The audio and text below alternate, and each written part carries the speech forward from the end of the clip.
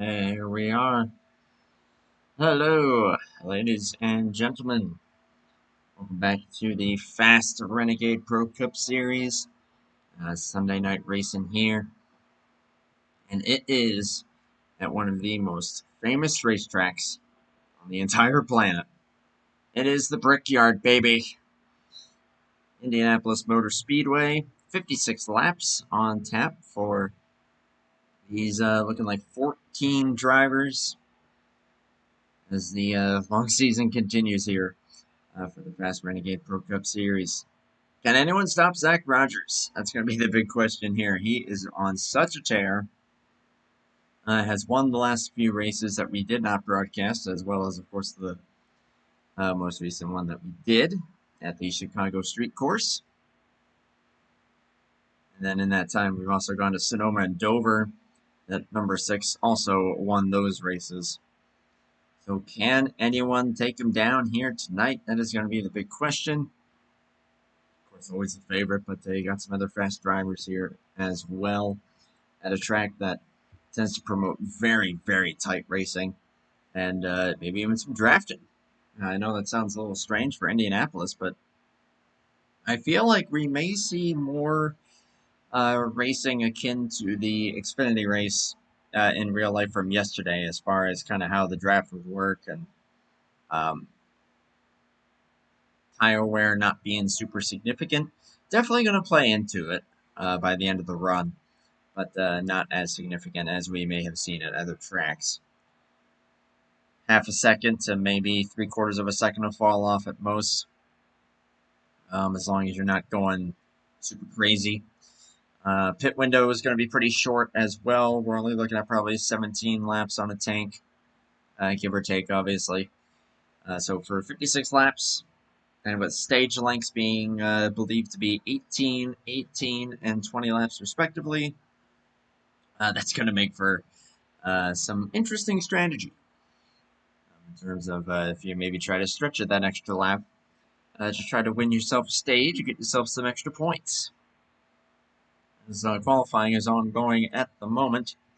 I'll be flying solo for tonight. Caleb, if you're seeing this, man, no worries. Hey, stuff happens. I was gonna have Caleb Rose in the booth with me here, but league race ran a little late for him, so hoping that all went well for him.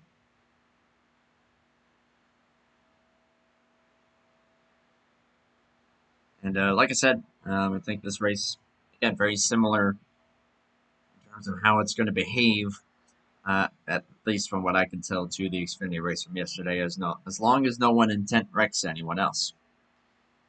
Looking at you, Austin. Hell, sorry. Oof. I was not happy when I saw that, but someone that I know is going to be pretty happy here is going to be Jovan Anderson. Looks like he's going to be getting the pole with a lap just under the 47-second mark. 46.996. That is incredibly fast for a solo lap there. Very well done. Almost 2/10 quicker than last year's pole lap. Zach right with him, though, there in second. John Foreman qualifies third. Excellent run for the number 70. Jeff Goodpaster, Randall Coleman are going to be the top 5 for tonight. Then you go back to Drew Fast, James Moore, going to be running tonight in the 07. Good to see him out there. And Ken Squires rounds out the drivers that took lap times. He will start in 8th. Also running tonight will be Adam Schwab, Tyler Stallhood, Don LaPrade, Tate Dorsey, Robert Kubat, and Josh Moyers. Some pretty usual suspects there for over here at Fast, but good to see Jovan back out here. Jovan said this is one of the first races that he's run in about a month, outside of a race that he ran last week. So, yeah, Jovan's kind of going down the path that I am, pursuing different stuff and not running on track quite as often. But hey, he certainly hasn't lost it based on that pole lap. Good to see Robert Kubat out there and James Moore. I don't think we've seen too much of him this season. And I'm pretty sure we haven't seen him in either of the streams that we've done for this series so far. Any of them, for that matter. As happy hour is currently underway here, I'll just mention this real quick. We are at Indianapolis tonight, of course, and we will be at Indianapolis on Tuesday night as well for the Hobo Cup Series. Our continuing Tuesday weekly coverage for the Cup Series over there. And then I believe it is 2 weeks from now, on August... what's the date? 10th. August 10th. We'll be back here at Fast for Watkins Glen. That'll be a fun one. And one of the, I would argue, one of the best road courses in NR. One of my personal favorite tracks to race on.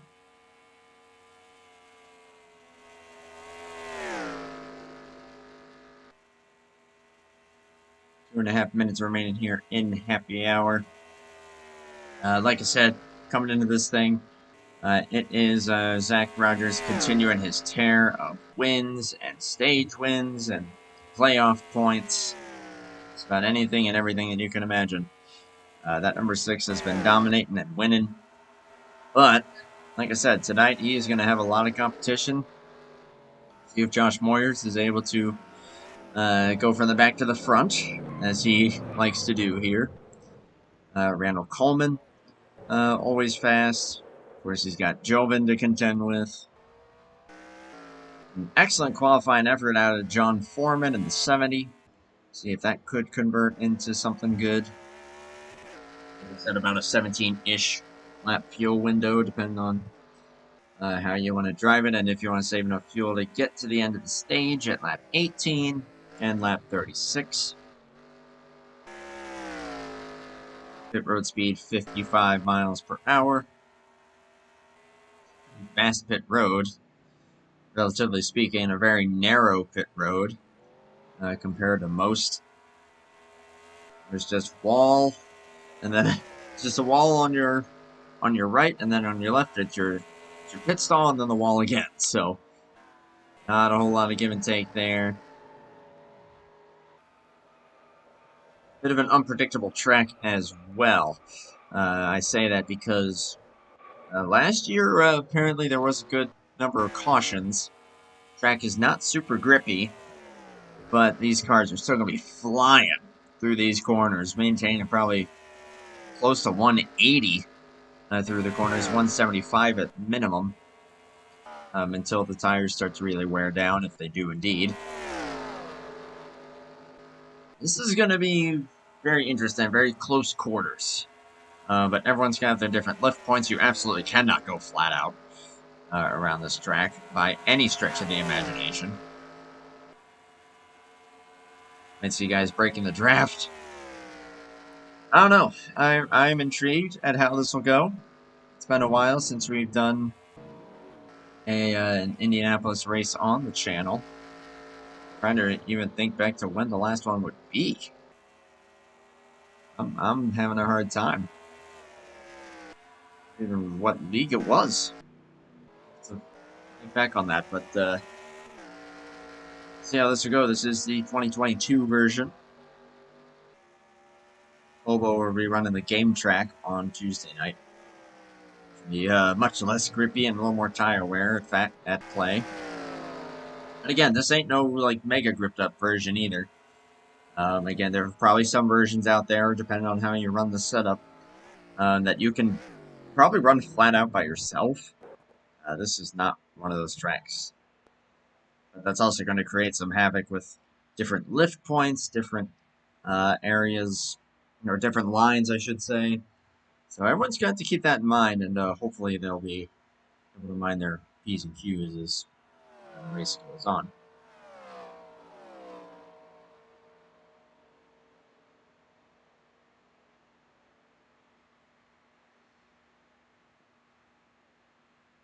Clock winding down. We'll get you guys live pictures here in just a moment.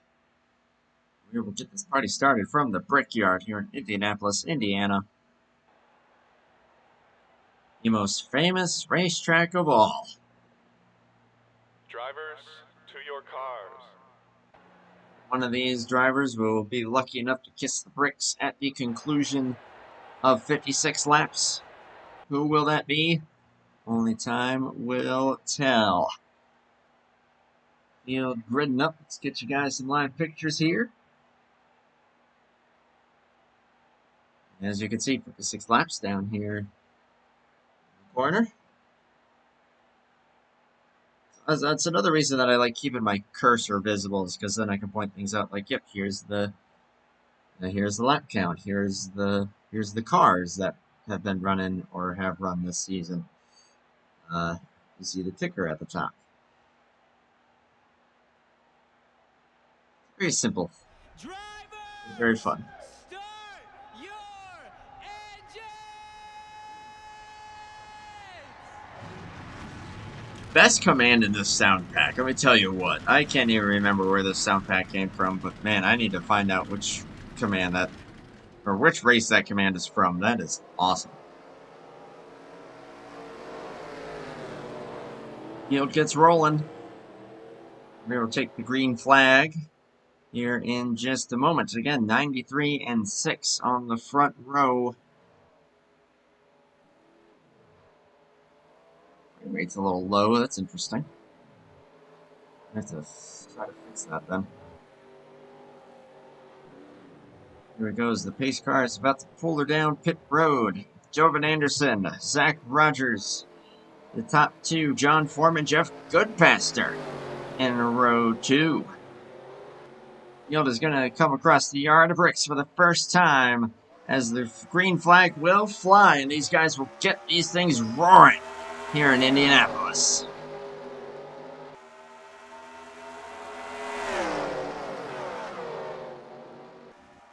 Oh, we already got one going around, 2 going around. Schwab is one of them. I believe Don LaPrade may have also, I know that was John Foreman, rather, excuse me, that also had a moment.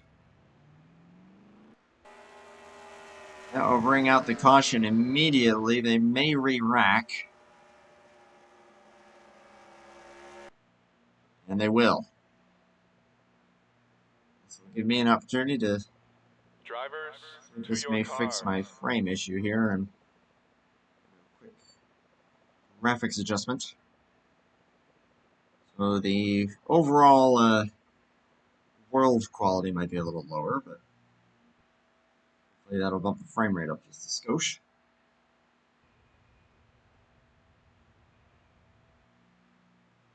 And here we go, back to a live shot. The field grid's back up. But man, we had 2 guys go around there in turn 1. Now that tells you maybe with the grip on this track, that can actually cause for cold tires to be an even bigger problem. Drivers, start your engines!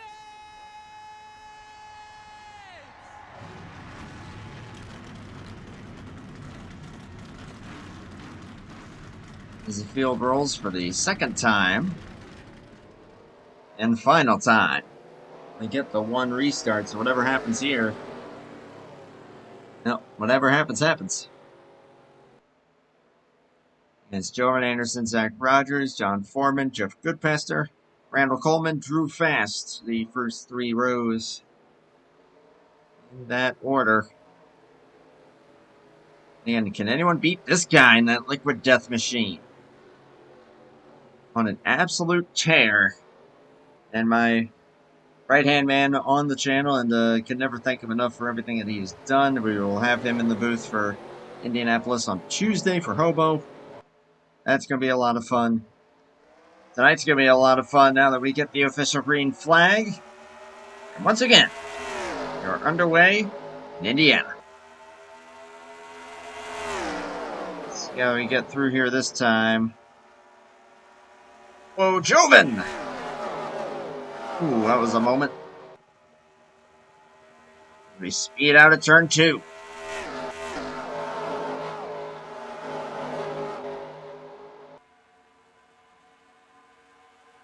Zach Rogers to the point. Had a great start there in the outside lane and was able to take full advantage.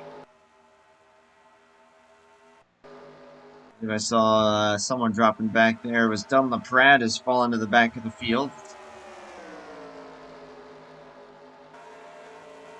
Bit of a gaggle back here behind Ken Squires. John Foreman's going to look to make a move for second. Get a little tight, get really tight there. He gets into the door, the 93. Big hit, and sending him into the inside wall on lap 2. Major hit, both on the right side and the front end. Yellow flag not out. Oh boy.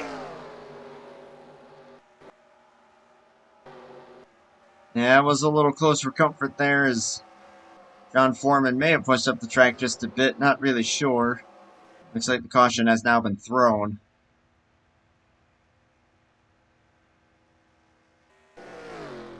That was probably an admin call there.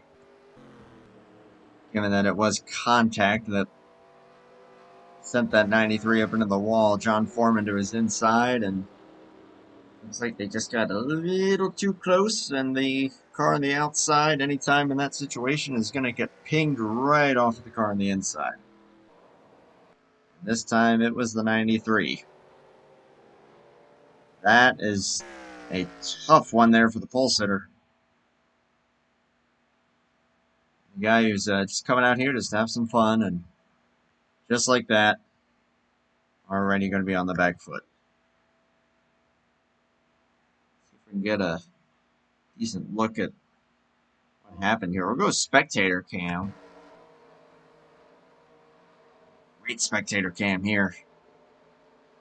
Yeah, John was not quite all the way down to that white line. He wasn't pushing up that much. Looks like he may have had a little twitch there.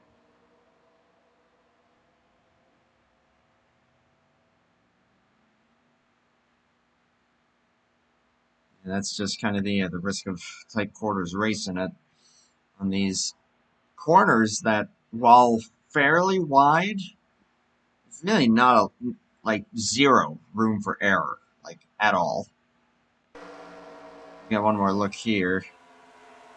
Not really the best angle to exactly judge it, but yeah, John just didn't quite get all the way down to the white, and Jovan obviously trying to get as good of an arc as he could, and yeah, I don't know. I wouldn't really call that on one in particular, but all I do know is that is going to honestly probably cost Jovan Anderson a shot at being competitive for the rest of the night. Just based on how aerodynamically dependent this track is. There was a lot of damage on the side, but it's mainly that front end that's got me concerned. I think is really going to hold him back. It's kind of half and half as far as drivers that pitted and didn't.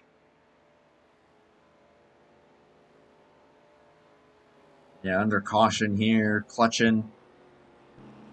This should get these guys to the stage. And they can just race it out at that point.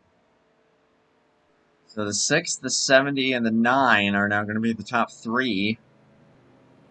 74 Drew Fast will be up to 4th, and Ken Squires P5.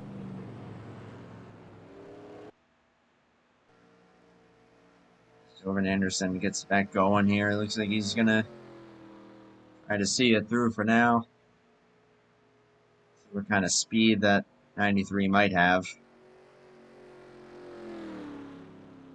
Get back going here to find out. As long as he can maintain the draft, that'll be the big thing. If he's not able to hold the draft, that's pretty well game over.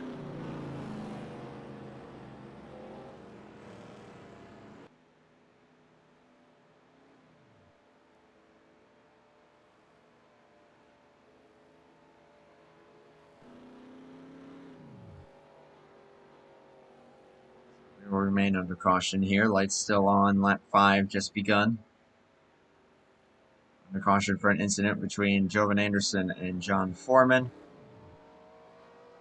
As we are coming off quite a week, as someone who is both a metalhead and a casual wrestling fan.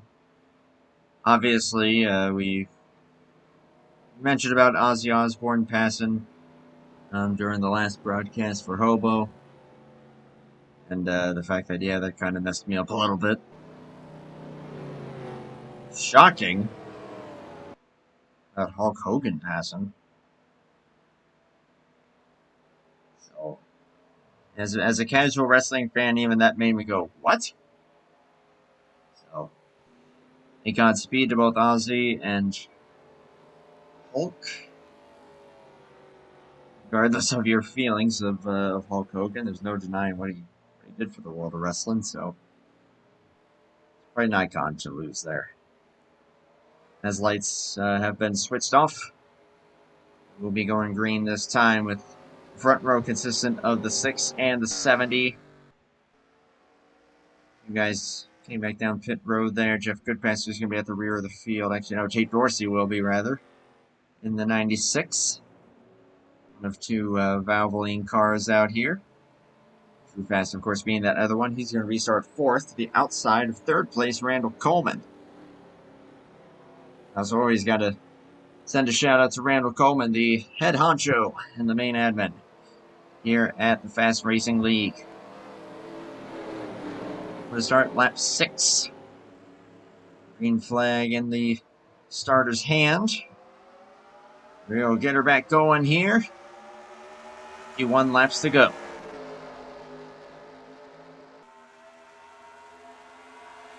So we start for the 6. Not quite clear the 70 as of yet. The 53 looking to go outside of the 74. We got one sliding, two spinning around. Ken Squires got in the grass. We got Robert Kubat going for a spin. Caution thrown.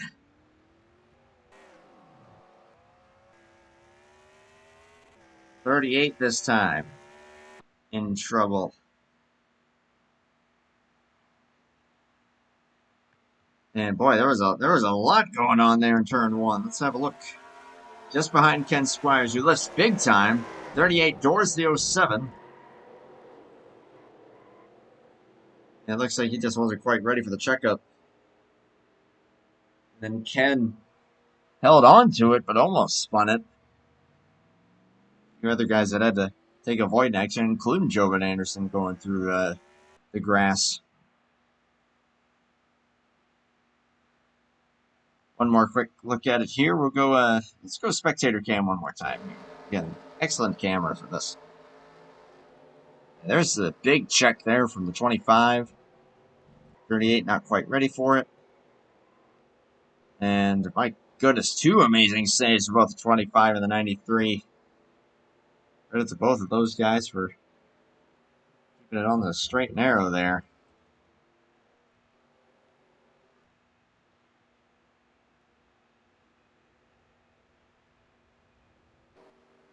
And I was hoping that we would be able to get pit stops there, but looks like I once again failed.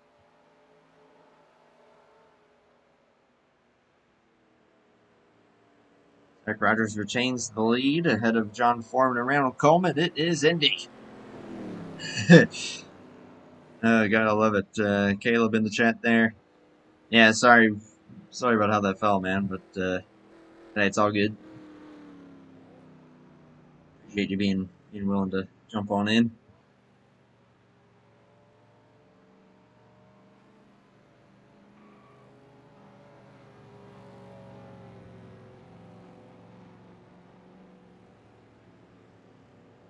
So what if they just took the yellow? I think they just took the pace car. I wonder if that's what's up. Zach is the pace car at the moment.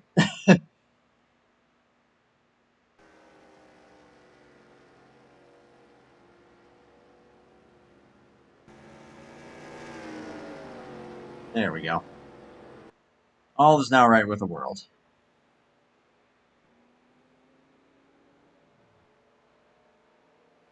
There's a little hump there on the back stretch. Kind of a neat little quirk of both this version and the widely used 14 version. Doesn't actually affect these guys, but a little visual oddity, if anything.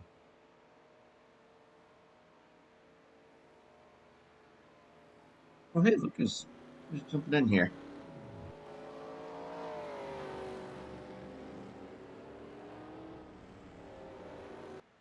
You know, hold the phone here while we're under caution. I see who just jumped into TeamSpeak here.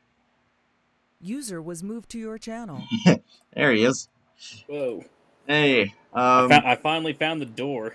That's all good, dude. Unfortunately, I don't think you'll be able to get in because it's past qualifying. Nah, that's cool. But hey, I saw you jump in. I'm like, I'll at least say hi. Or if you want to, or I guess whatever you want to do, don't really matter.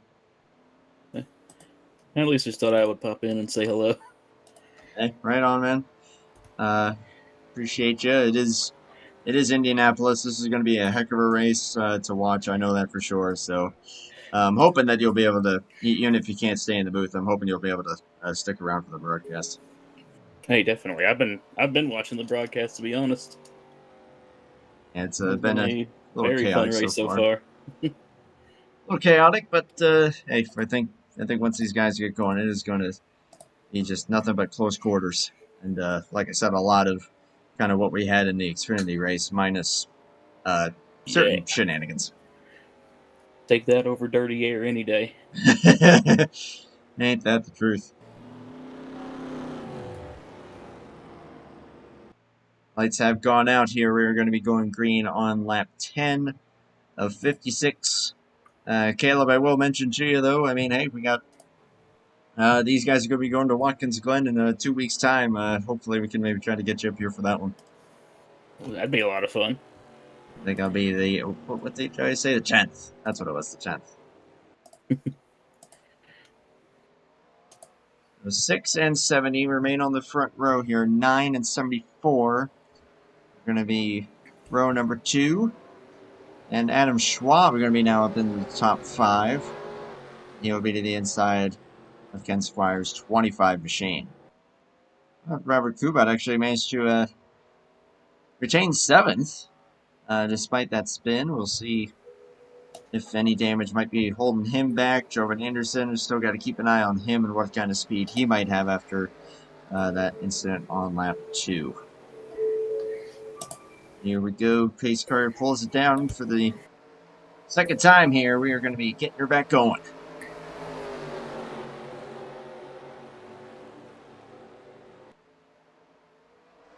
Green flag flies once again. Another good restart for both guys here on the front row. We'll see if these guys are able to get through this so far pretty treacherous turn 1. No, there are not. 74 this time. He's going to get a hit. No, he won't. But another spinner. Boy, turn 1 plus cold tires equals no can do. Oh my gosh, I was on the hold screen that whole time. Whoops. Well, good thing we got replays. Let's have a look.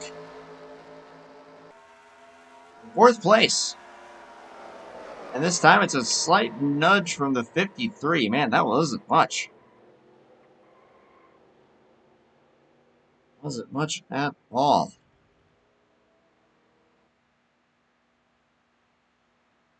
My turn 1. Not a pleasant place to be, it seems. Here we go, another look. There's the nudge. And again, that was just 53, not quite going as low as Drew probably thought he would be going.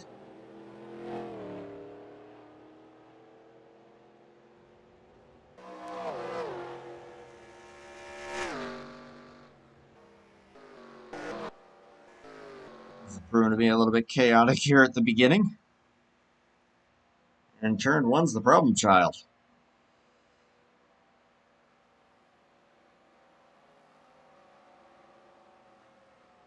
Once again, nothing super egregious there, just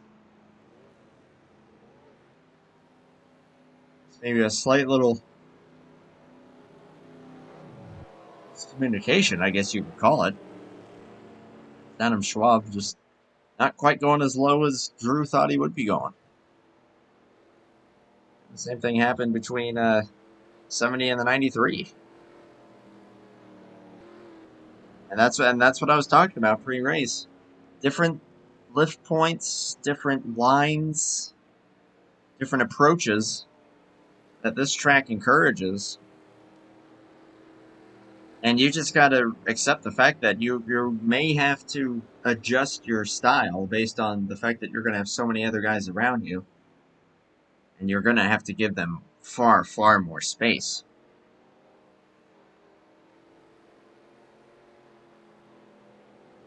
Also, at the same time, you don't want to give them too much space. Thus, you end up kind of screwing yourself over. And next thing you know, you're toward the back of the draft.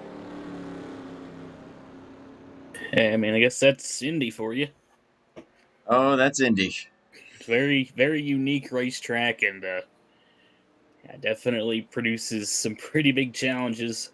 You know, it's really fast. You got pretty tight corners, honestly. So, yeah, like you mentioned, the variance and lines and stuff that you can take here is really, really, really, really vast. So, yeah, definitely produce some very interesting racing.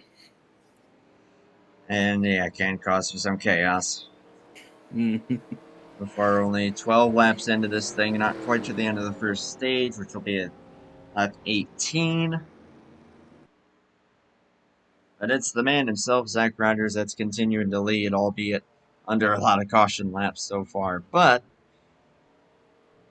so long ways to go there. Pardon me. 79 and now 56. 53 rather. Don't know why I said 56. Top 4. About this Robert Kubat getting back up into the top 5 after spinning out in the last caution. The rear end that may look like it still has a little bit of crumpling. Not really sure. Hard to tell. Looks like there is some damage there still, so maybe opted not to repair it. Let me see if as long as that doesn't affect his handling too much. Lights go out. Going back green here on lap 14. And, ooh. Oh, nope, I stand corrected. Okay. I was thinking Zach Rogers was going for the outside lane, but nope, I believe that the admin call has been made. We are single file restarting from here.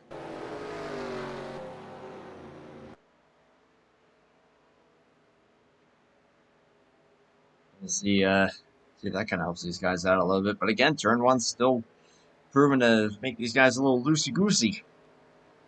You gotta get some heat under these tires. 6, 79, 53, 38, 68. That's not for Josh Myers now that he's up into 6th position. 25, 74, 93, 07, 96, 7, 47. Full running order as it stands. All 14 drivers still out there and on the lead lap. Or 13, rather. Totally missed that Jeff Goodpaster may have fallen out of the server. He's currently scored 4 laps down and not on the racetrack. Pace car gonna pull it back down here. Single fire restart this time around, trying to get these guys going. And it is all Chevrolet up here in the... It has the top 7 positions. You go back to Drew Fast to the first 4. It is back to racing here. Green flag in the air. Here in Indianapolis. Schwab going to try to make a move for 3rd right out of the gates. See how everyone navigates it this time around. We get through turn 1. Going through 2. Oh, Nelly! 3 wide! Schwab had to bail out. And now we are getting at it. Josh Moyers on the inside. Kubat outside. Schwab in the middle. They sorted out. Kubat's going to be the ultimate beneficiary from that. Get up to the 4th position. Moyers to 5th. Schwab back to 6th. But we're going to complete this lap here under green, which is nice to see. Still got some jockeying toward the very back, including James Moore, Ken Squires, Tate Dorsey. And Tate getting a little sideways. Looks like everybody's going to hold on to it. Donlon Pratt gets by Tyler Stallhood. Again, all this at the very, very rear. Ooh, Ken is struggling out there, it looks like. I think these guys are going to be looking to try to get by him. Drew Fast looking to try to get by Schwab for the 6th position, and will do so. Gavin Anderson looking to try to follow suit. Anderson's looking pretty decent so far. That was taken in the nose off of that 93. Wow. Jovan's already not happy, I'm sure, with the situation that he's in. That probably didn't help things. But no harm, no foul. We keep it going. Drew Fast in to defend. Just checking further on up. Everyone's staying consistent there in the top 5. As Schwab gets in the wall, Anderson's going to go for it here. He's got James Moore helping him. And see if he's able to get the position here, and he will. That is now P7. But that number 93, he was actually looking still pretty sporty as it stands. Schwab starting to struggle. He's getting swamped now here by a couple of drafting Fords in the 96 and 07. Checking back toward the front here. Zach Rogers, John Foreman. How about Foreman up here in 2nd? That is great to see out of the guy who qualified 3rd. Randall Coleman holding his own right now in P3. Josh Moyers, Robert Kubat. All these guys in a line and kind of in a league of their own as it stands. Moyers had an opportunity there for 3rd. Did not quite get the spot that he needed. Right now he's just going to draft with that number 9. Drew Fast, Jovan Anderson starting to break away. Jovan Anderson still looking pretty good. Just ran a 47.6. It's actually slightly faster than that 74. It seems like as long as he's at least got someone in front of him, at the very least, the thing's still got some good speed. James Moore, Tate Dorsey, Donlon Pratt currently the top 10.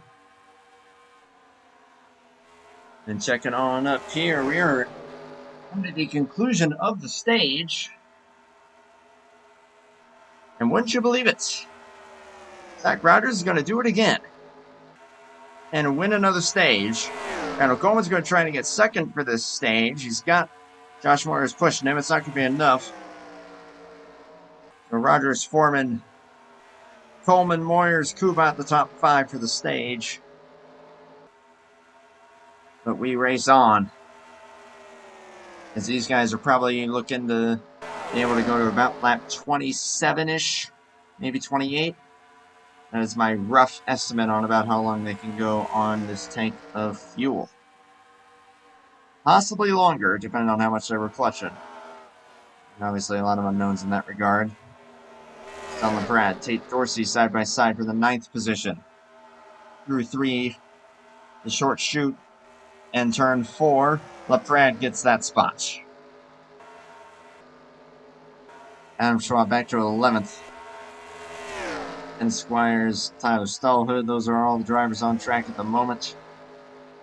Jeff Goodpaster has not yet reconnected. Kubat into the wall. I think kind of found the limit of grip there. And he's now starting to lose touch with those top 4 who are pulling away into their own pack. They are drafting together very, very nicely. We're around to take 36 laps to go.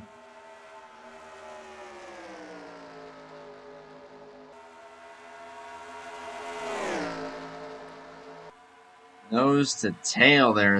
Second, third, and fourth. I'm sure all they're wanting to do right now is just run some laps. Scatter to green flag pit stops. Unless the opportunity presents itself for Moyers. Yeah, Randall Coleman has a couple times that he's run a little bit high. Hasn't quite gotten that line that he wanted. Hasn't cost him anything quite yet. He's still right there on the tail of 70. He's inching closer to the 6, who of course is punching the air for everybody else. And this is what I was talking about. You ain't gonna see no pullaways at this track, even with the cup physics. As Kuban continues to struggle, he just got passed there for 5th and 6th. He will drop back to the 7th position. There were spots there to the 74 and the 93. He's starting to look pretty promising there for that 38. Now he's starting to struggle. Battle for the lead is on, though. 70 looks to make the move. Moyer's got the pass done for 3rd. Are they going to stick behind the 6? Possibly even take 2nd here. And with the draft, will take that position. So from last to 2nd. I'm not too surprised by that, I'm not going to lie. That is Josh Moyers for you. And looks like Zach is going to let him have it. New leader. So that was 4th to 1st in 1 lap for the 68. And now that Busch Light machine is out in front, but now he's going to be the one breaking the air. For all these guys behind him, Randall Coleman's going to try to make the move for 3rd, and will do so. John Foreman, are we under caution? No, we are not. I don't know if something's wrong. Something's very wrong with the 70. He is slow. Possible engine expiration. I believe that 70 just blew up. Dead silent, coasting on the pit road. You are kidding me. Oh, it was looking so promising. And he had a ton of speed going there. The NR gods just said, nope, you're done. And that 70's going to be sent packing. That, I can't believe that.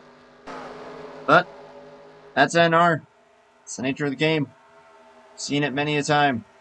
I know my cohort over here, Caleb, has seen it plenty of times in offline races. Ooh, here we go. You got that right. Lap 24, coming to 25, and we've got Randall Coleman bringing her down pit road. Don't know if that's an early call or if the pit window is now open for these guys.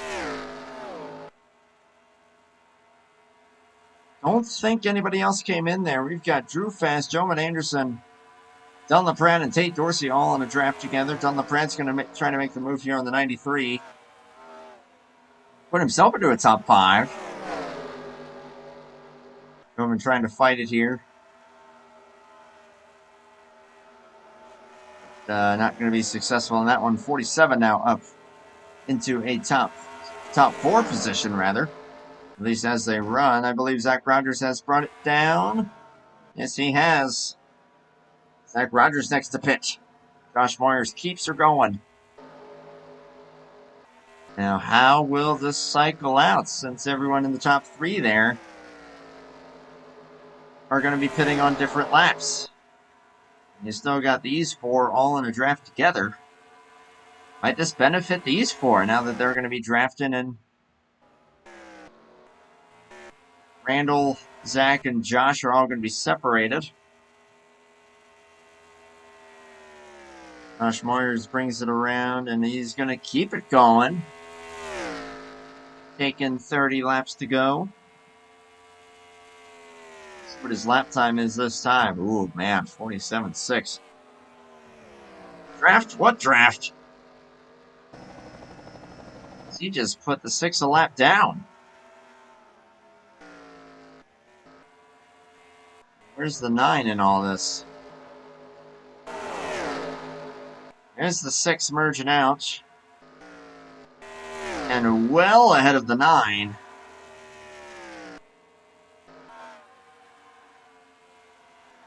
Meanwhile, 47's continuing to try to make passes. They're looking to try to take what is currently second from the 74. And they're going to fight that one out. Josh Moyers keeps it going. I do believe that he's going to have a lot more fuel than everybody else. Based on the fact that where he was running, he was probably able to pit a couple times under those cautions. Zach Rogers, even though he's got cars around him, maybe that might not be what he needs. That might hurt him. He just got by Tate Dorsey. He's going to try to get around Jovan Anderson. Jovan lets him have it. Down the Prad looks again. Is not going to be able to complete that move. Josh Moyer stays out another lap. Now, here's what's going to be big about that. Zach Rogers just pitted... What's that now, 3 laps ago? 2 laps ago. It's a lap down at the moment. And with the pit window being about 16, 17, maybe 18 laps...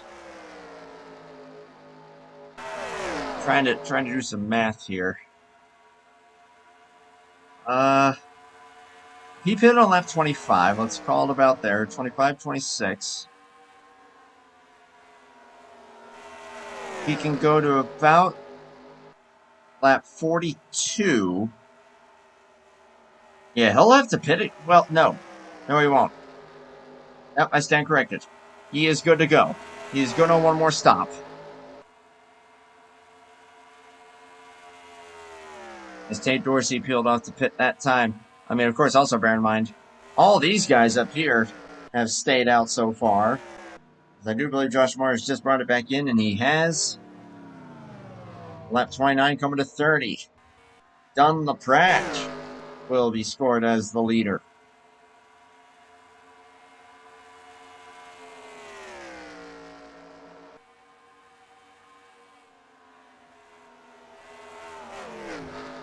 Going to be 26 laps to go this time. So everybody's just going to be on solely different strategies. But at the same time, I don't think it's going to matter in the grand scheme because everybody should, even Randall Coleman, who pitted lap 24, he was the first to pit. So that would have been 31 to go. So he should be good on one stop as well. He's going to have to make these runs go pretty long, but I think that he'll be able to do it. Now, here's the big question here. Josh Moyers, he just came out. There's Zach Rogers. And these two are going to find each other in each other's draft once more. So, no time gained nor lost for either of them.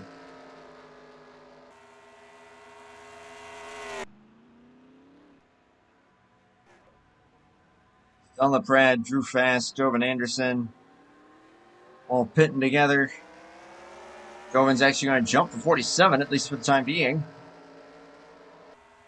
Those top two just breezed right past them. There's Tate Dorsey, who pitted a little bit beforehand. Looks like he's going to jump them. That's pretty big. That will put the 96 into third position. Jovan Anderson will be fourth on the Pratt P5.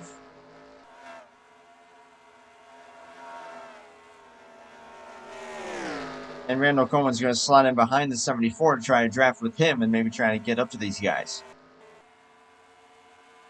At least make it a 4-horse race there for fourth on back. If they're able to catch. That'll be the big question. Can anybody, though, catch the top two? That'll be the big question. Scoring still has to cycle through, it looks like. Or actually, no, it doesn't. Tyler Stallhood and James Moore stayed out the longest.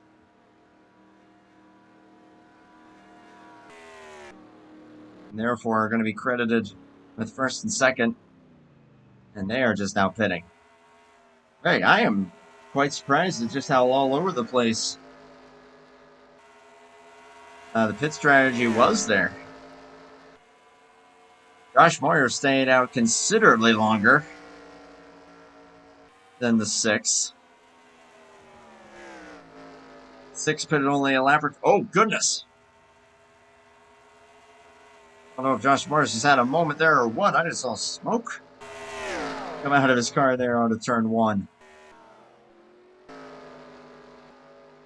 It's scary. Robert Kubat appears to have called it a day. Yeah, he is out of it.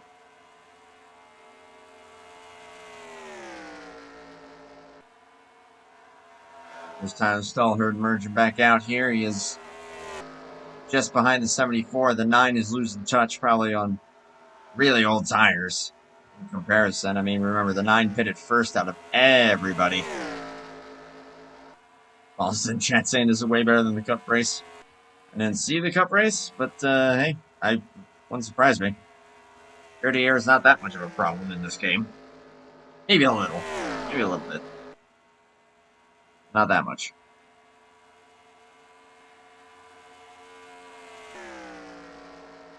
These two just managing their pace right now. Josh Moyer, Zach Rogers, 1 and 2. Tate Dorsey is all by himself in 3rd. What a run that is so far for that 96. Jovan Anderson and Don LaPrade. Jovan, despite the damage, remember, he had a big crash lap too.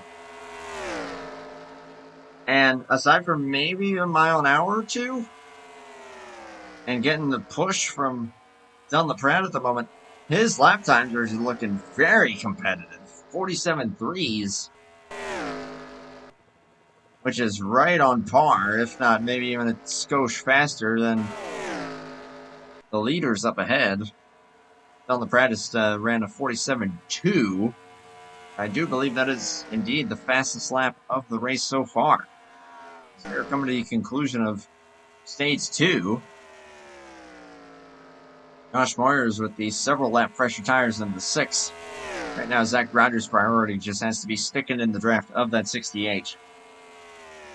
And as we've also seen with lap times, the draft really it doesn't play that much of a factor when it comes to lap times. I think it plays a bigger factor in regard to just making a pass.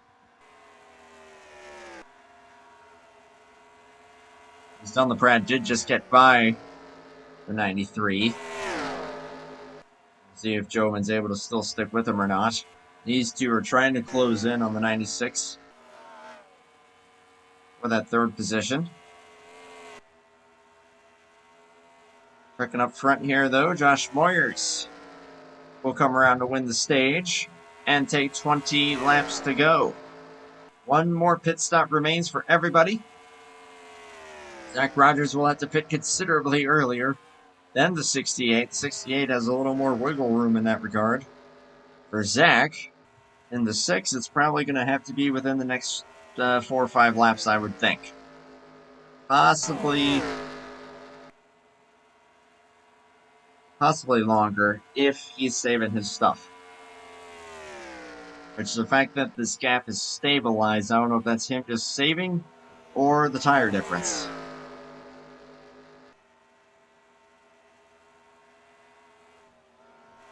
Either way, though, he's got to hope that he has a great stop and can try to keep in touch with the 68. But hey, the same goes for the 68. I do believe that John Foreman ended up... Actually, no, he is still out there. So here I was saying that it was an engine failure for the 70. He's a lap down. But he's still going. I might have to ask about that. That's odd.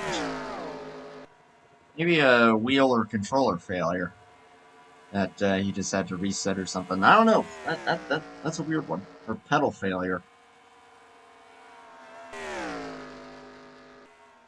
And we'll try to get a conclusive answer on that one.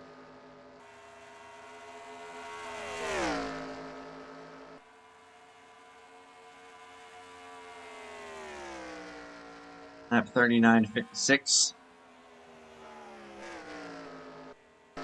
Everyone really spread out here. Relatively speaking, there's Randall Coleman making his probably final stop. A long run here to the finish. That number 9. May have to save a little bit and get to the end. Kevin Anderson, starting to kind of struggle to keep touch with this 47. They are definitely closing on Dorsey.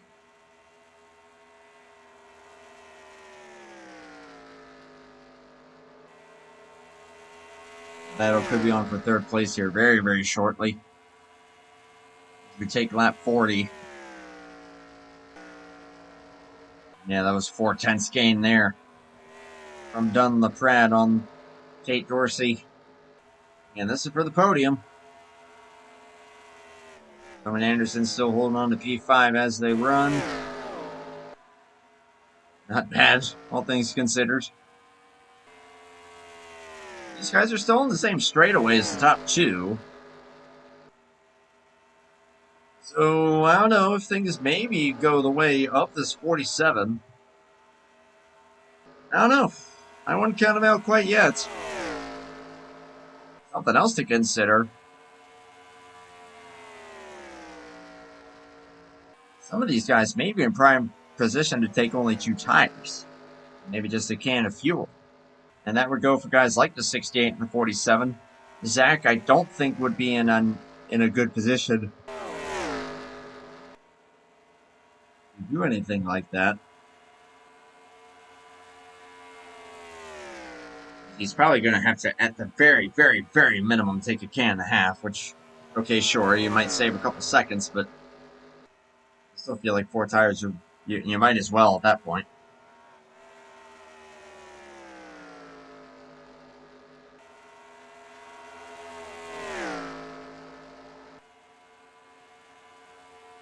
$15 laps to go. Fuel window is open for everybody to pit whenever you need to.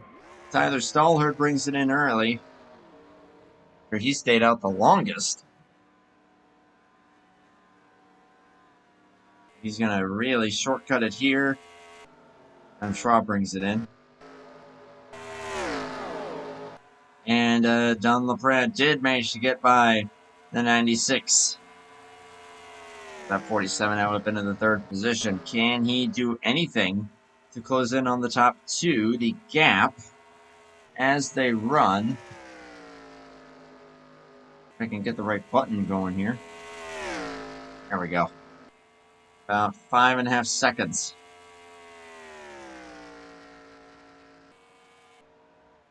Zach Rogers, I do believe, has brought it in, and he has.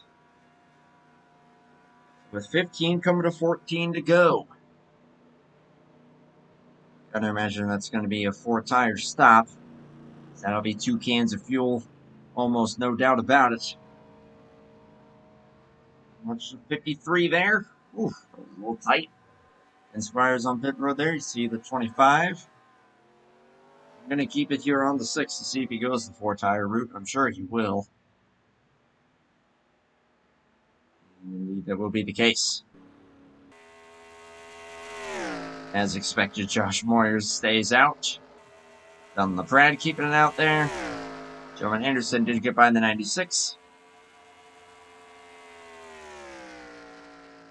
Who's going to do what when that time comes? Zach is pushing it as much as he can. Right up there against the grass, pedaling, doing everything in his power to try and gain as much time as possible. Dunlap, you see him in the back row trying to get some draft. Zach is behind the 25, who been having a struggling race out there. He's been a bit off the pace. Both guys going to make quick work of him. Josh is in. I was going to end up pitting a little bit shorter than he needed to. Again, will 4 tires be the call? Donlon Pratt did stay out.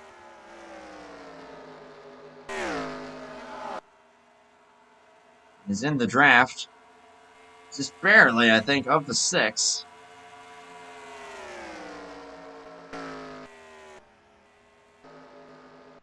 Trying to get over to the 68. I do believe that was a 4-tire call.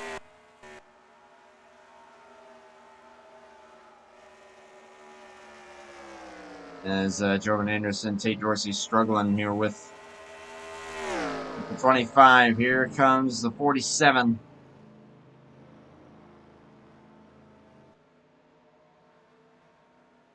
With 12 coming to 11 to go.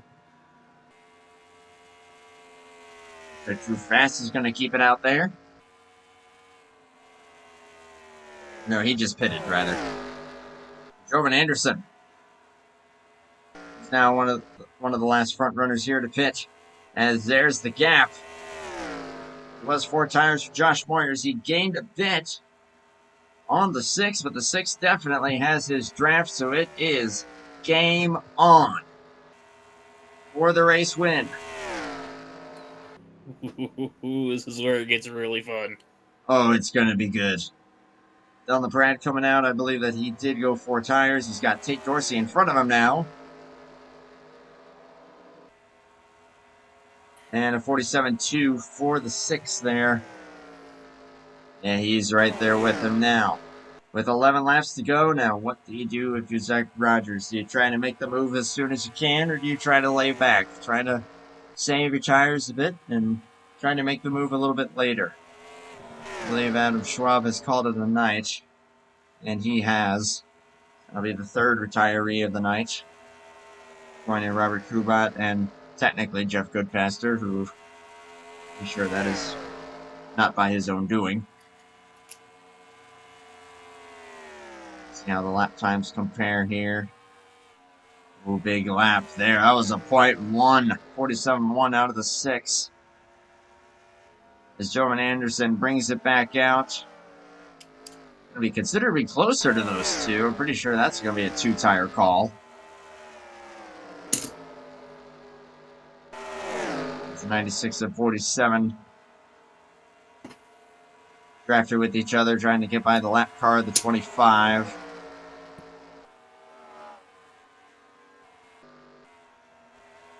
With 10 to go, coming to 9 to go.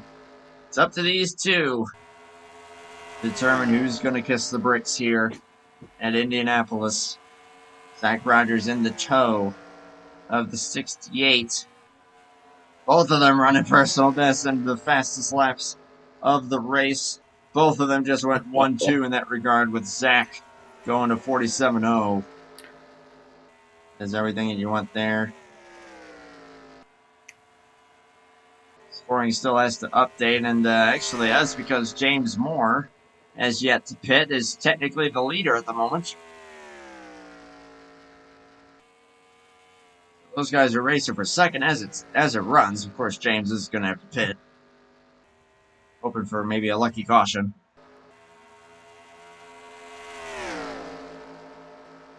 Looks like Zach may have given up a car length or 2 that time.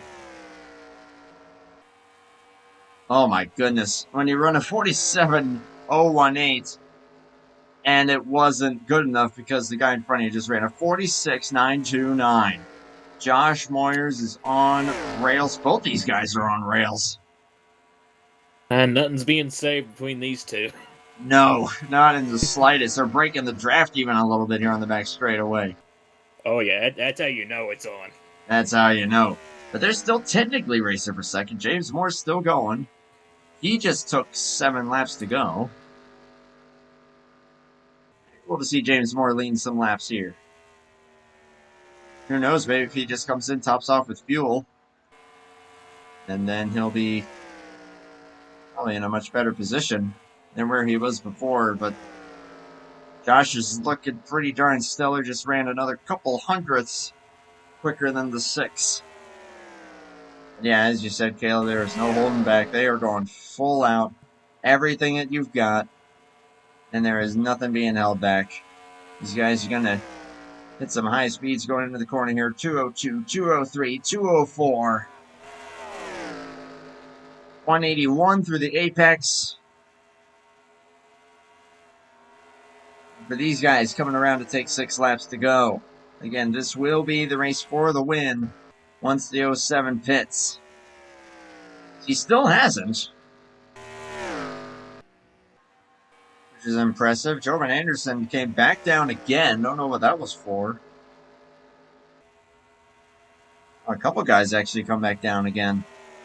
Not too sure what's going on there. Tate Dorsey was one of them, and he is now scored as out of the race for being disqualified. That's interesting. Never seen that before. I haven't seen that in a long time. Zach Rogers inching a little bit forward. He just ran a 9.70 that lap. As this is now official for the race win as James Moore pits. Here we go. This is about to be Indy at its finest right here. 5 laps to go. The 6, though, he's got to get to him. And I think it's going to be easier said than done. Checking on through the field at the moment, I do believe that once it all cycles out, Dunlop Pratt is going to be 3rd. And he's all by himself. Drew Fast will be 4th. Tyler Stallhood 5th. So some solid runs there for all those guys. But man, the draft with Cup Physics not quite as strong as with other physics, and I think that is really the undoing for the 6 right now. These two are just dead evenly matched. Anytime that one is faster than the other, it's only by a matter of hundredths.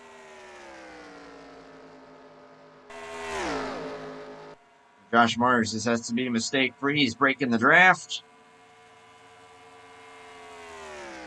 We are coming around to take 3 laps to go here at the Brickyard after a chaotic first about dozen laps.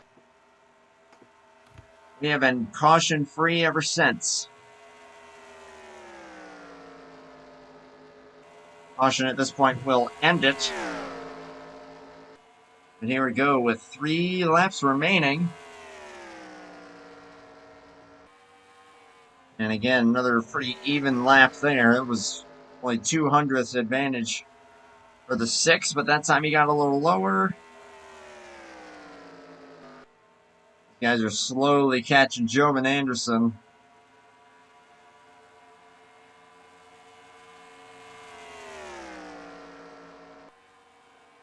At this point, with how evenly matched these two are, it's looking like it could end up coming down to the 68 pushes it just a bit too hard, because you know that he's doing everything in his power to maintain this gap. 2 to go at Indianapolis. Josh Moyers, Zach Rogers. 10th advantage there for the 68. Maybe starting to sniff a little bit of draft off of this 93. 7 well ahead, not going to be a factor. It's got to be a couple of mistake-free laps, or mistake-free corners at this point. Or the 68 of Josh Moyers to finally break the streak for Zach Rogers. Not that it's going to be by much, as Zach Rogers is going to be right on his tail. But it's not over yet. Zach is still giving it everything that he's got. He just closed. White flag and Indianapolis. This is it. 4 more corners, and these guys are absolutely just sending these cars around this racetrack. They're slipping, sliding almost in the wall. Again, it's going to probably take just one tight push out of the 68, and that 6 can definitely get there. 93. Wise move. Good on him. Final 2 corners. Zach is going to give it everything that he's got. Both are going to keep it clean this entire run. There's the final send.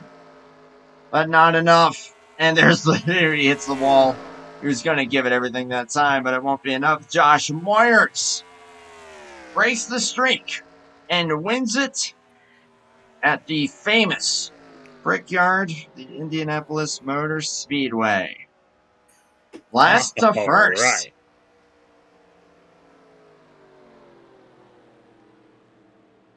But man, it was going to be between him and Zach that whole time once those two broke away. But even on the pit stops, they found each other. And that never got separated, that whole race, once Josh got up there. Donlon all by his lonesome, going to finish P3. Excellent run out of that 47. We'll get to talk to him as well. 4th place will be Drew Fast. And Tyler Stallhood, P5. Randall Coleman just barely gets it around. He's out of fuel. But he will get that thing home in P6.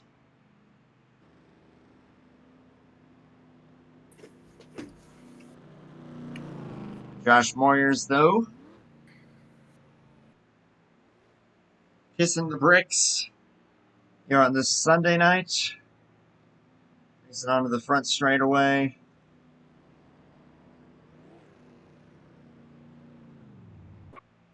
Fastest lap of the race. Giving her some revs. And if there was anyone, aside from Jovan Anderson maybe, that could have really given the fight to that number 6, it was going to be the 68. And perfect, just a perfect final stint that he ran there. Honestly, both of them ran perfect final stints. They were just so evenly matched that there was just nothing that Zach could really do with it because they were just perfectly even.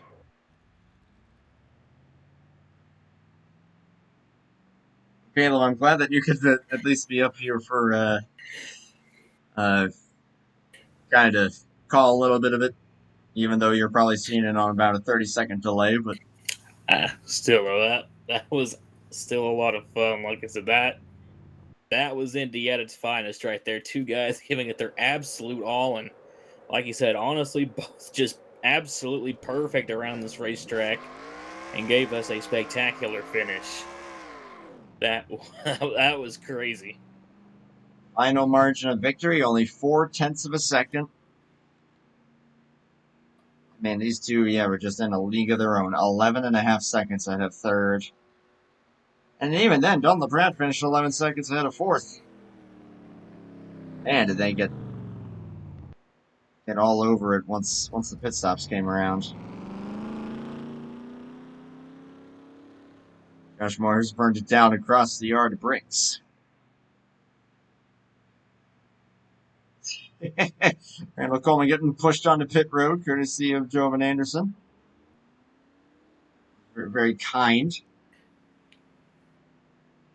Hey, love that. Let's go. So it's still good for Randall Coleman with a P6 finish, going on a very different strategy. We're looking at Drew Fast right now. Finished 4th, an awesome run for that 74 as well. Top 5, as mentioned, as well for Tyler Stallhood, who was toward the back for most of the race. So props to him there for an excellent finish. Like I said, Coleman 6th, and then James Moore will finish 7th after leading a good handful of laps there at the end, courtesy of staying out. Jovan Anderson, not going to be the night that he wanted, finishing 8th. Ken Squires, John Foreman, also a lap down. Tate Dorsey called it a night, as well as did Adam Schwab, Robert Kubat, and Jeff Goodpaster went out to go dancing at the disco as he fell out of the server. and unable to get back in, unfortunately. However, that 33. Drivers that qualified well that ended up with problems, and drivers that did not qualify ended up running excellent, except for Zach Rogers. He started second, finished second. Josh Marner started at the very rear. John LaPrade started kind of midfield and then dropped back voluntarily. Drew Fast, I think he also qualified about out toward the tail of the top 10. So a lot of covers and goers on that one, but no doubt about it. That those top two, Josh Marner, Zach Rogers, once it all came down to it, there was no stopping either of them from winning the race. It was just going to be a matter of who came out front on those pit stops, and whoever did was going to have the advantage. Josh Myers just had to be mistake-free from that point. He pushed it as hard as he could, and then some, and got her done. Zach Rogers did the exact same thing. Those two were just in a dead heat, dead even, and yeah, Zach would have probably needed something out of that mistake from that 68 in order to have any kind of a chance at it. But props to both those guys. Props to all these guys. Once we got it going there, again, several cautions there in the first several laps, but then following that, it was just a pure clean and green run. Clean, yes, we'll go with that to the end. So awesome stuff. And Caleb, even if it was a little bit late, I'm glad you were able to jump in, man. Me as well. I'm thankful that you, I guess, kind of let me in there. And No yeah, worries, apologies again for being late, but still, regardless of the circumstances, that was a very, very fun race. Happy to have still been up here and to have been able to watch that. That was a lot of fun, and like I've said pretty much every time I've been up here, I just really enjoy this stuff so much, and I just really appreciate you for having me up here for these. It's a pleasure, man. I'll have to get you in the booth for another Hobo race at some point. I'll definitely, though, would love to have you back for Watkins Glen in 2 weeks' time. Man, I would be so down for Watkins Glen. Heck You yeah, have no man. idea. Heck yeah. We'll put it in we'll put it on the hopefully list there. Heck Try to yeah, make that dude. happen. For right now, though, we're going to talk with our top 3 finishers, starting with. If it User was works, moved to there your we go. channel. Froze there for a moment. Don LaPrade, our P3. Do you copy? Yep. It'll be a third place finish for you. Pretty lonely third place finish, 11 seconds to both the car in front and behind. But ultimately, after running toward the rear for a good majority of the race there, once it got green, once it got going, you were clawing your way forward, and ultimately pit stops worked out well for you, and you're able to get yourself a pretty darn solid finish there. How are you feeling about that? Pretty decent. I mean, I obviously started in the bag. It was gonna be an obstacle to get through the field, but I think I did pretty all right with that. I had to go through a couple of uh, scary moments in the first 10 laps of the race or something like that, but once we got single filed and whatnot, we were all fine, and just slowly and just slowly made my way through the field, just picked off spots one by one, not really tried to uh, force the issue too much, but, obviously need to take advantage of, sometimes, when I have runs and stuff like that. So that was really just kind of it, just having a clean race, make no mistakes. I know that the last couple of weeks, well, were not the smoothest by any means, but these last few races has been smooth, and just have just basically just have a quiet race. That's the most important factor that I really needed to accomplish, and I did just that. You accomplished it well, and yeah, avoided all the chaos there in the on the first few laps. I guess I'll ask you this: um, with the with kind of slightly grippier tracks like this, I feel like cold tires tend to be even more treacherous. Was it pretty slick on the first couple corners there? Turn 1 was a very sketchy place for a lot of drivers, it seemed. Yeah, the cold tires definitely played a major role on those restarts, especially down to turn 1 when the tire's not up to temperature. There were a couple of cars that were like getting really loose and having to save it, and there was like 2 drivers or so that ended up spinning it or something like that. So yeah, them restarts were very uh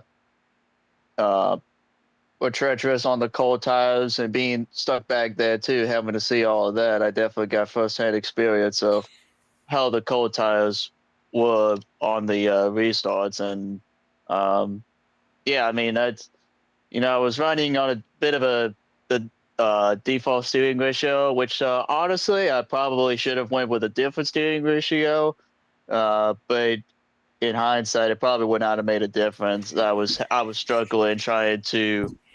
I was really struggling to just find more grip on a track like this with the added grip. It was almost kind of really hard to be able to match Zach and Joshua. So I just tried my best to stay out of trouble. And, I mean, if we happen to get in a situation where we get lucky with a caution or whatever, and then put myself right back in the hunt, then, I might have had a shot. But it was it was going to be a tall order with, especially with the tires. It's wasn't my greatest, not my greatest track to race on for sure, but to salvage, a third place finish, and given the tires and everything, I think it worked out all right. Yeah, I would say so. Great job, man, on the third place run. Despite some treacherous conditions. Yeah, those two were just in a league of their own. But hey, it's always something to be proud of, especially if you had some struggling races in there. Getting yourself that podium finish in a very competitive field is going to be always something to be pretty happy with. So awesome job, man. Of course, before we let you go to relax a little bit, after that, we'll let you have whatever closing thoughts and shout outs that you would like to give to the people. Well, shout out to you guys for broadcasting the race. Shout out to everyone watching at home. Shout out to everybody uh, in this league. Shout out to all the drivers who raced tonight. Uh, Shout out to Randall Coleman for the league, and uh, shout out to Team EFR. If you know, you know, and shout out to everyone who has made me a better driver. You're right on, my man. Awesome drive. Hopefully, we'll get to see it again when we return for the Watkins Glen broadcast. That'll be the next one on tap. All right, see you all then. Thank you. Right on, man. User was moved out of your channel. On the parade, finishing P3. We'll get our second place finisher in here next, and it's a very familiar face to both User was moved to your channel. the interviews as well as the gentleman occupying the co-host seat. It's our man Zach Rogers. Do you copy? I copy. There we are. Well, this time around, it's going to be runner-up for you. I know that is very unfamiliar territory for you over here. Huh? I've only won 12 races, and this is race 23. That's only that's like if I was batting like 500. I mean, that's still pretty good. I was going to say, good Lord, man. Only 12. Oh. How about this? If I was an NFL team, I would not be doing so hot. I guess statistically, okay, sure, but that's a whole different beast. But I will ask you this though: once that final run came around, and you're trying to chase down Josh Moyers, it seemed to me like you two were just so even, so on rails, and just giving it everything that you had. Was there anything else that you could have had for him? I would have had something if I pit under that last yellow on like lap 9, because he either took tires on the first one or the second one. I think it might have been the first one, but that he had more fuel load in the car too. I think he might have topped off on one of them. And like I told you in pre-race, there was not a lot of fall off, but he had just a little bit there. I was about to pit, and I just kind of let him go because I got the first stage, and I was just going to ride behind him. And then I kind of just got held up in traffic when I came out after the first stop, and that kind of cost me. I think I lost like probably half a second to a second there when Drew and Dunn were side by side in front of me, and I just couldn't go anywhere. And they're going so slow because they're on older stuff. And, that kept me behind Josh for the second stint. And I tried to do a little undercut, and wasn't enough. So couldn't really do anything.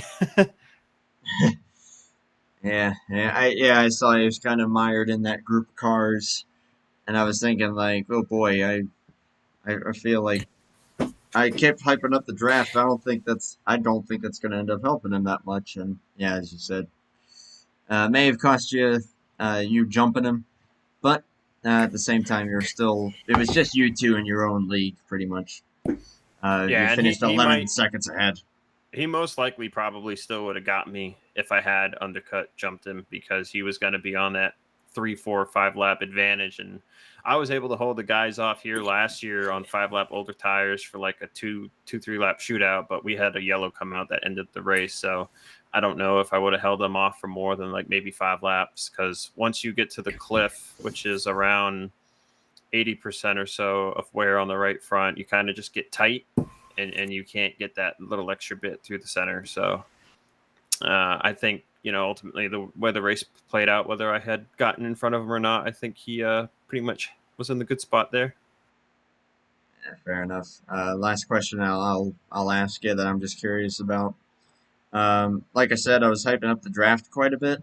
It seemed like draft, aside from maybe trying to actually make a pass and you getting pushed by someone, it almost seemed like draft was irrelevant. Was that the case, pretty much? At least as far as lap time goes? No.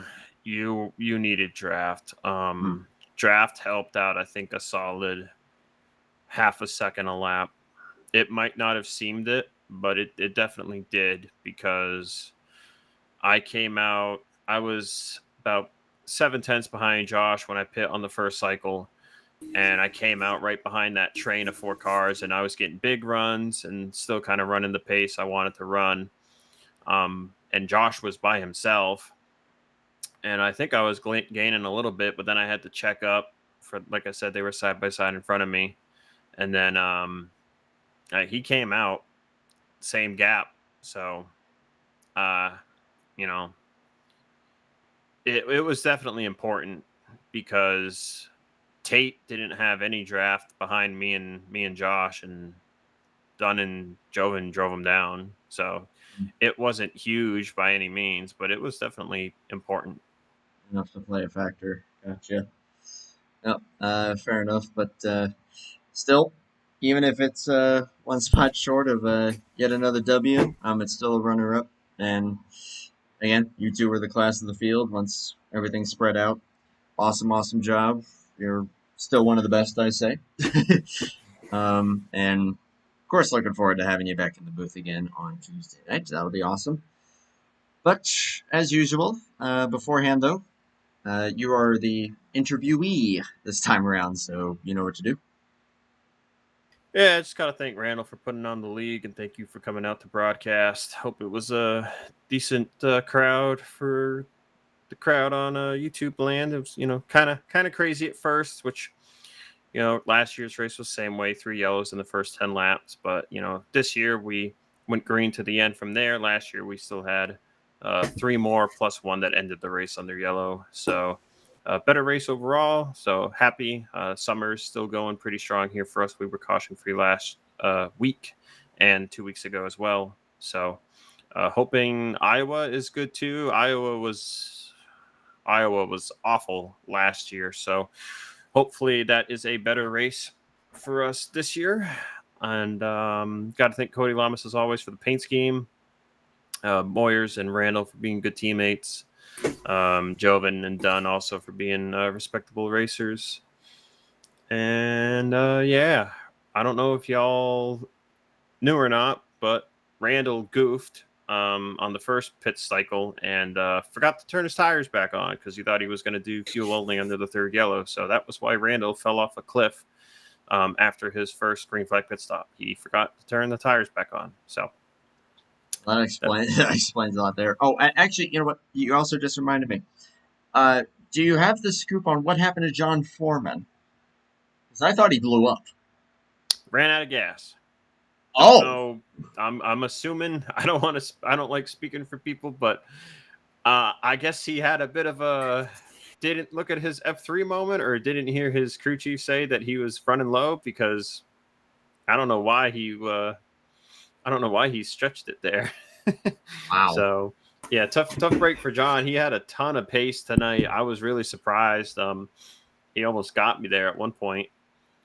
So kind of a tough break, I kind of feel bad for John because he had a lot of pace tonight, and I think the minimal fall off really helped him out because he tends to stay up near the front on these lesser fall off tracks.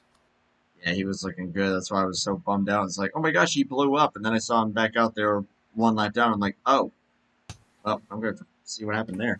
I'll tell you a funny moment I had in my head was I was coming to make my last pit stop there. And right as I was hitting the brake, there was a moment between Tate and Joven.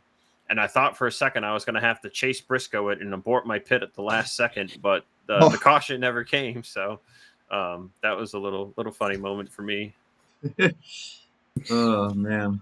So that's why Tate retired. But, hey, Well, get the no, full he inside retired. scoop there. Tate got disqualified because he didn't service black flag in time. That wasn't why. Don't jump into conclusions now, Andrew. I miss. You tend to miss a lot of things when you don't have 50,000 cameras in front of you like Fox and NBC do. I wish I had that though. Or when your co-commentator shows up too late. Oh, I mean, I'll give you that one. To be honest. He just kind of sat next to me watching the 30-second delay version. Still a great run for you though, Zach, and looking forward to getting to talk to you again on Tuesday, man. Yeah, man, it should be fun. Indy's a fun track when it comes to open setup, and can't be bummed with the second place. I got a win at this track on Wednesday at Fuel, and then of course at Bomb Squad's fun run on Thursday. We won that one too, so got 2 of the 3, so can't complain with that. This guy wins too much. Did I mention I won a championship too? I clinched the championship 2 races early at Mondays with Thunder, so there's that too. Pretty good week, so can't complain. Nice. Just another week in the world of Zach Rogers racing. Oh, hang on! I gotta stroke the ego a little bit more. Oh my gosh!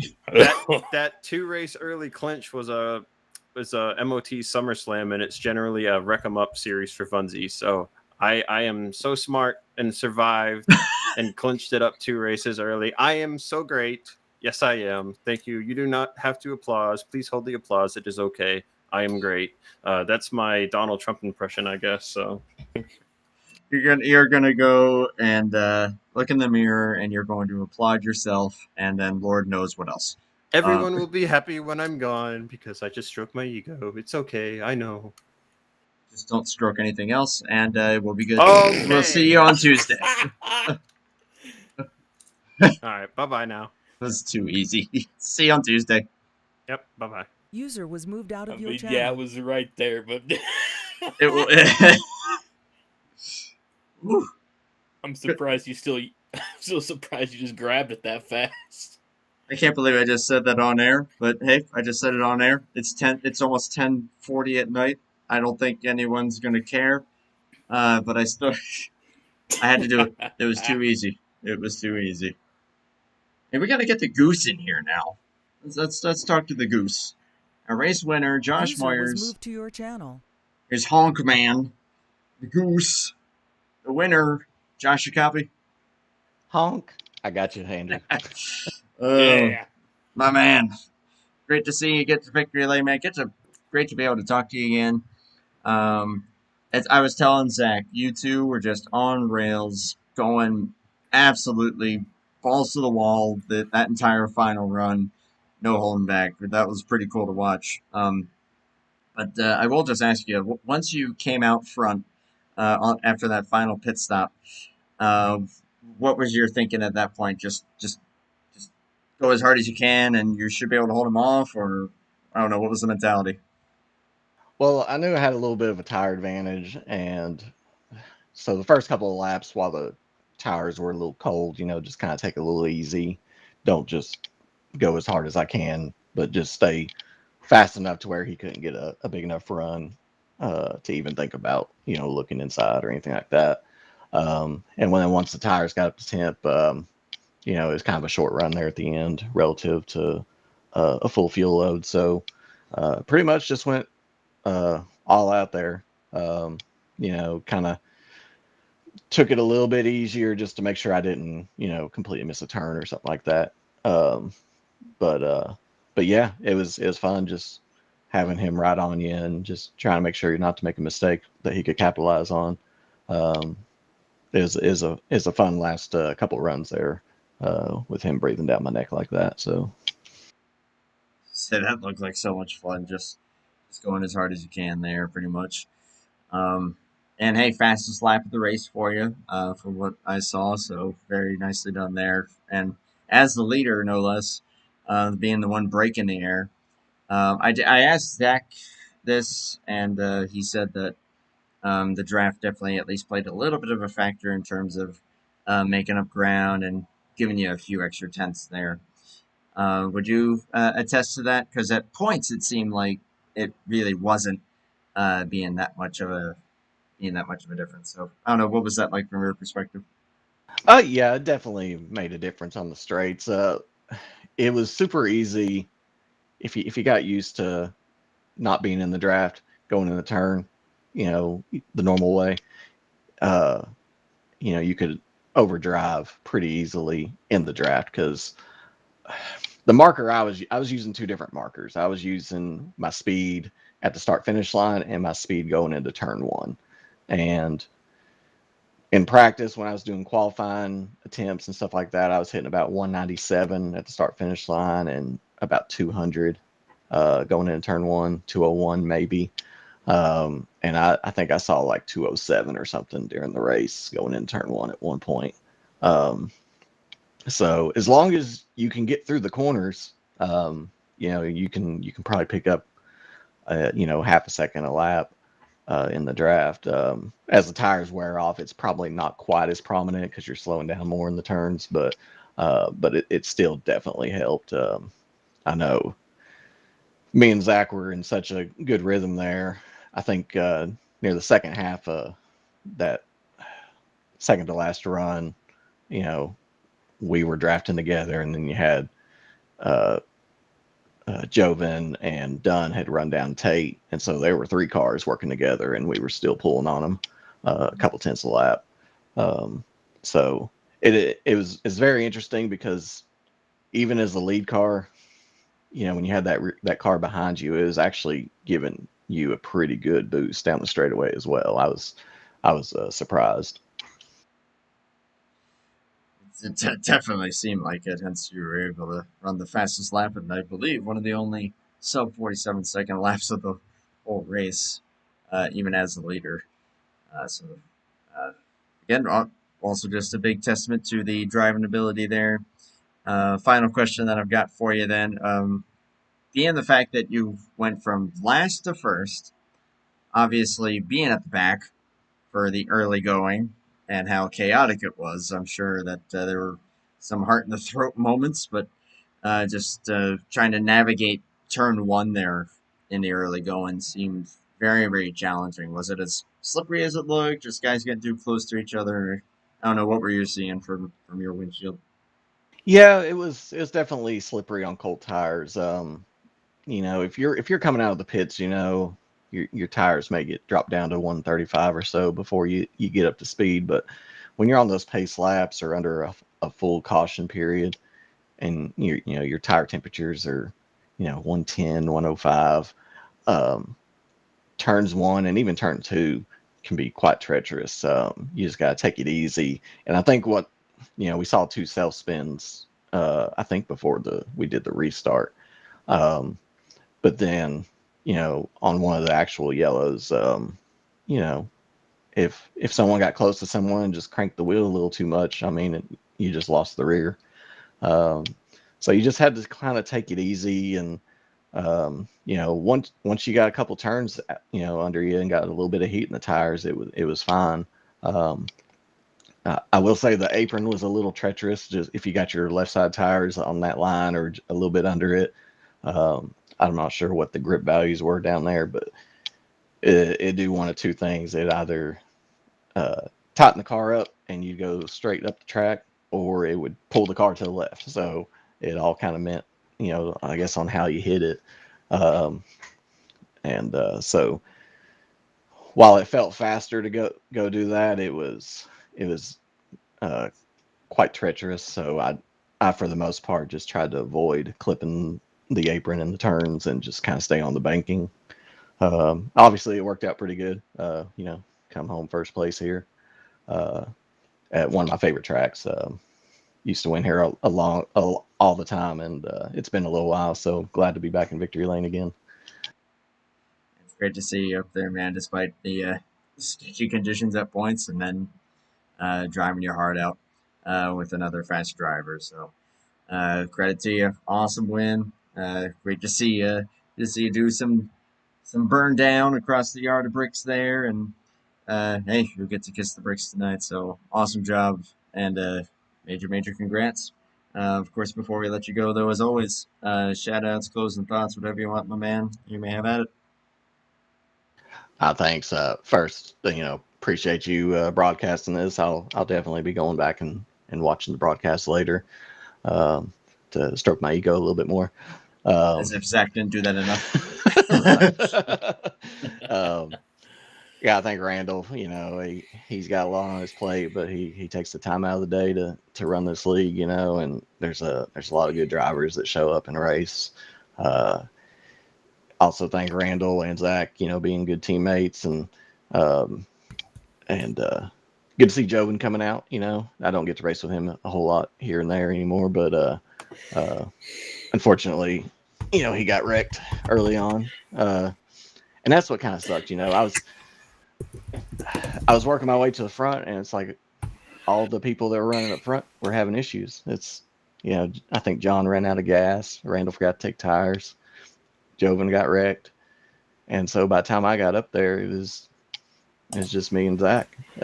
So, but it's still a very fun race. And, you just gotta, attrition's part of the game. So, but yeah, say hi to my beautiful wife. She's somewhere in the house. She's probably sleeping. I'll go wake her up after this, annoy her for a little bit. But yeah, I think that's all I got. So, right on, man. Great win once again. Hopefully, we'll get to see some more of you on here. I know we'll be back in 2 weeks for Watkins Glen, but hopefully, we'll get to see you elsewhere. Maybe join you on track at some point, and not completely mess it up like we did Sonoma. But awesome job, Goose Man.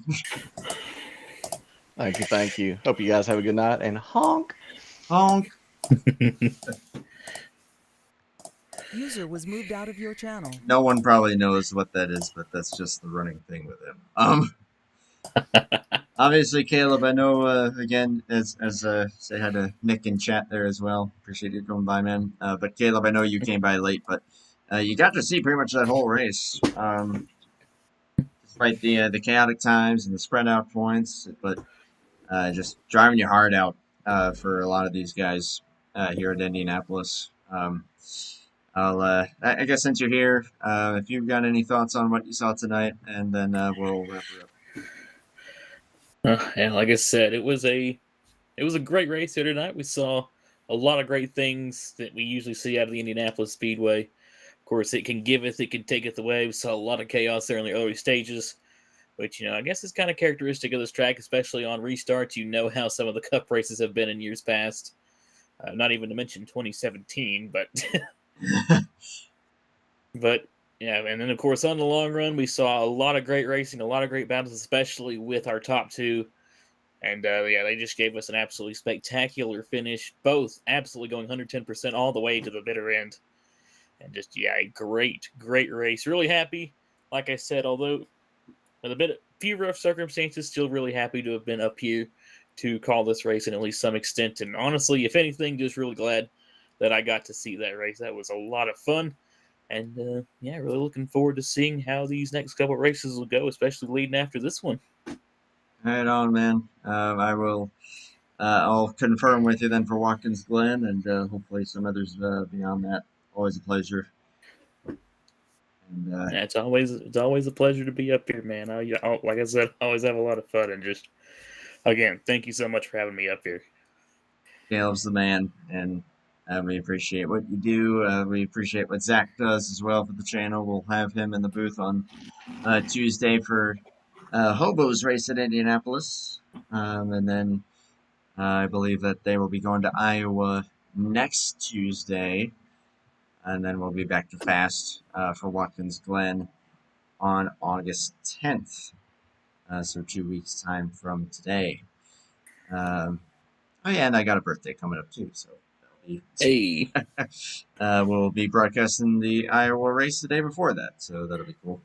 But for now, though, I'll go and wrap it up here. Thank you to those that came by to watch. Thank you, Caleb, for jumping in, even if it was a bit last minute. But and congrats to the Goose, Josh Moyers, on the race win here tonight. We'll see you all in 2 days for Hobo. Until then, though, a final Godspeed to Ozzy Osbourne and Hulk Hogan.